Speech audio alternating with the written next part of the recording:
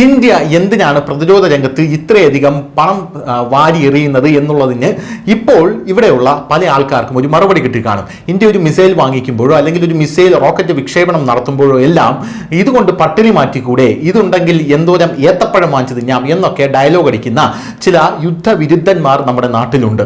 ചില നന്മ വാരി വിതറുന്ന ചില ആൾക്കാരുണ്ട്. യഥാർത്ഥത്തിൽ സ്വന്തം ജീവിതത്തിൽ ഒരു 10 പൈസയുടെ ഉപകാരം പോലും മറ്റുള്ളവർക്ക് ചെയ്യാത്ത ആൾക്കാരാണ് ഈ നന്മ വാരി വിതറാനായി യുദ്ധത്തിന്റെ സമയത്ത് മാത്രം പൊട്ടിമുളയ്ക്കുന്നത് എന്ന് നമ്മൾ ആലോചിച്ചോളണം. എന്തായാലും S-400 ഇന്ത്യ മേടിച്ചപ്പോൾ എന്തിനാണ് ഇത് മേടിക്കുന്നത്? നരേന്ദ്രമോദിക്ക് അഴിമതി കാണിക്കാനാണോ എന്ന് പറഞ്ഞവരുടെ വായെല്ലാം ഇപ്പോൾ അടഞ്ഞിരിക്കുകയാണ്.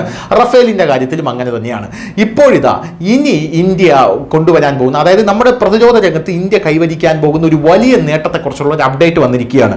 ബ്രഹ്മോസ് നിർമ്മിക്കുന്ന കൂടുതൽ യൂണിറ്റുകൾ നമ്മുടെ അതിർത്തി സംസ്ഥാനങ്ങളിൽ കൊണ്ടുവരാൻ നമ്മുടെ കേന്ദ്രമന്ത്രിയായിട്ടുള്ള രാജ്നാഥ് സിംഗ് കഴിഞ്ഞ ദിവസം നിർദ്ദേശം കൊടുത്തു കഴിഞ്ഞു. ഇതിന് പിന്നാലെ ഇന്ത്യൻ സർക്കാരിന്റെ പ്രതിരോധ ഗവേഷണ വികസന സംഘടന DRDO എന്നാണ് അതിനെ പറയുന്നത്.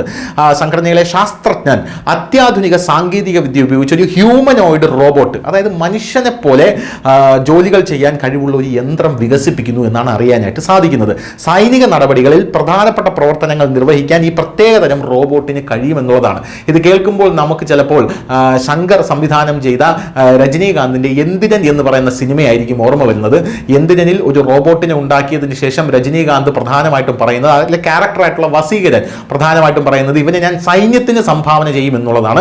അങ്ങനെയാണെങ്കിൽ നമുക്ക് നമ്മുടെ സൈനികരുടെ കാഷ്വാലിറ്റി കുറയ്ക്കാനായി സാധിക്കും. യുദ്ധമുഖത്ത് ഒരുപാട് റോബോട്ടുകൾ വരികയാണെങ്കിൽ. ചൈന നാനോ റോബോട്ടിക്സിലേക്ക് കടന്നു എന്ന് പല ആൾക്കാരും സൂചിപ്പിക്കുന്നുണ്ട്. അതായത് ചൈനയുമായി ഒരു യുദ്ധത്തിന് പോകുന്ന രാജ്യം നേരിടേണ്ടി വരുന്നത് ആളില്ലാത്ത ഡ്രോണുകളും ആളില്ലാത്ത സബ്മറൈനുകളും ഒക്കെ ആയിരിക്കും എന്ന് പറയുന്നുണ്ട്. നമുക്കറിയില്ല, ഇത് പുറത്തു വരുന്ന റിപ്പോർട്ടുകളാണ്. പക്ഷേ ചൈനയുടെ ആയുധങ്ങളെല്ലാം ഇപ്പോൾ പാകിസ്ഥാനിൽ നമ്മൾ കണ്ടതാണ്. പപ്പടം പൊടിയുന്നത് പോലെ ഇന്ത്യ പൊടിച്ചു കളഞ്ഞു. പക്ഷേ ചൈനയ്ക്കകത്ത് ചൈന ഈ വളർത്തിക്കൊണ്ടുവരുന്ന ചൈനയുടെ യുദ്ധമുറ നാനോ റോബോട്ടിക്സുമായി ബന്ധപ്പെട്ടതാണ് എന്നുള്ള വിവരങ്ങൾ പല മാധ്യമങ്ങളും അന്താരാഷ്ട്ര മാധ്യമങ്ങളും പറയുന്നുണ്ട്. എന്തായാലും ഇന്ത്യയും അതേ വഴിയിൽ തന്നെ സഞ്ചരിക്കാൻ ഒരുങ്ങുകയാണ്. അതുകൊണ്ടാണ് ഇപ്പോൾ ഇത്തരത്തിലൊരു റോബോട്ടിനെ വികസിപ്പിക്കാൻ ഇന്ത്യ തയ്യാറായിരിക്കുന്നത്. നിലവിൽ DRDOയുടെ കീഴിൽ പ്രവർത്തിക്കുന്ന റിസർച്ച് ആൻഡ് ഡെവലപ്മെന്റ് എസ്റ്റാബ്ലിഷ്മെന്റിലെ ശാസ്ത്രജ്ഞരാണ് ഈ സുപ്രധാന ഗവേഷണ പ്രവർത്തനം നടത്തുന്നത് എന്നുള്ളതാണ്. കുറച്ചു കാലം മുമ്പ് പൂനെയിൽ നടന്ന national workshop on advanced legged റോബോട്ടിക്സിൽ ഈ ഹ്യൂമനോയിഡ് റോബോട്ടിന്റെ പ്രവർത്തനങ്ങൾ അവതരിപ്പിച്ചു. ഈ പദ്ധതി 2027, അതായത് 2 വർഷം കൂടെ കഴിയുമ്പോൾ ഈ പദ്ധതി പൂർത്തിയാകുമെന്നാണ് പറയുന്നത്. വളരെ സ്പീഡിലാണ് കാര്യങ്ങളൊക്കെ മുന്നോട്ട് പോകുന്നത്. ഗ്രൂപ്പ് ഡയറക്ടർ SE ഞങ്ങൾ വികസിപ്പിച്ചുകൊണ്ടിരിക്കുന്ന അത്യാധുനിക സാങ്കേതിക യന്ത്രത്തിന് മനുഷ്യന്റെ മാർഗനിർദ്ദേശ പ്രകാരം വളരെ സങ്കീർണമോ വെല്ലുവിളി നിറഞ്ഞതോ ആയ ജോലികൾ ചെയ്യാൻ കഴിയും എന്നാണ് പറയുന്നത്. അതുകൊണ്ട് തന്നെ ഇത്തരമൊരു ഹ്യൂമനോയിഡ് റോബോട്ട് വികസിപ്പിക്കുന്നതിന്റെ ഉദ്ദേശം ഇന്ത്യൻ സൈന്യത്തിലെ സൈനികരെ സഹായിക്കുക എന്നുള്ളതാണ്. പർവ്വത പ്രദേശങ്ങളിലോ വനപ്രദേശങ്ങളിലോ പ്രധാനപ്പെട്ട പ്രവർത്തനങ്ങൾ നടത്തുമ്പോൾ ഇന്ത്യൻ ആർമി സൈനികരെ സഹായിക്കാൻ ഈ റോബോട്ട് ഉണ്ടാകും. അങ്ങനെ ഈ ഹ്യൂമനോയിഡ് റോബോട്ട് ഇന്ത്യൻ സൈനികരുടെ ജോലി ഭാരം കുറയ്ക്കും എന്നുള്ളതാണ് പ്രധാനമായും പറയുന്നത്. സൈന്യവും സാങ്കേതിക വിദ്യയും കൂടെ ഒന്നിച്ചു ചേരുമ്പോൾ നമ്മുടെ രാജ്യം കൂടുതൽ സുരക്ഷിതമാകും എന്നുള്ള കാര്യത്തിൽ യാതൊരുവിധ തർക്കവുമില്ല. ഇപ്പോൾ AI ഒക്കെ കാലമാണ്. പല ജോലികളുടെ മേഖലകളിലും AI കൂടെ വന്നതോടുകൂടി ജോലി വളരെയധികം എളുപ്പമാകുന്ന ഒരു സാഹചര്യം ഉണ്ടായിട്ടുണ്ട്. അപ്പോൾ സൈനിക മേഖലയിലും സാങ്കേതിക വിദ്യ സംയോജിപ്പിക്കാനാണ് ഇപ്പോൾ ഇന്ത്യയുടെ തീരുമാനം എന്ന് പറയുന്നത്. SE ഈ ഹ്യൂമനോയിഡ് റോബോട്ട് വികസിപ്പിക്കുന്നതിനുള്ള പ്രവർത്തനങ്ങൾ നിലവിലൊരു സുപ്രധാന ഘട്ടത്തിലാണെന്നും അറിയിച്ചിട്ടുണ്ട്.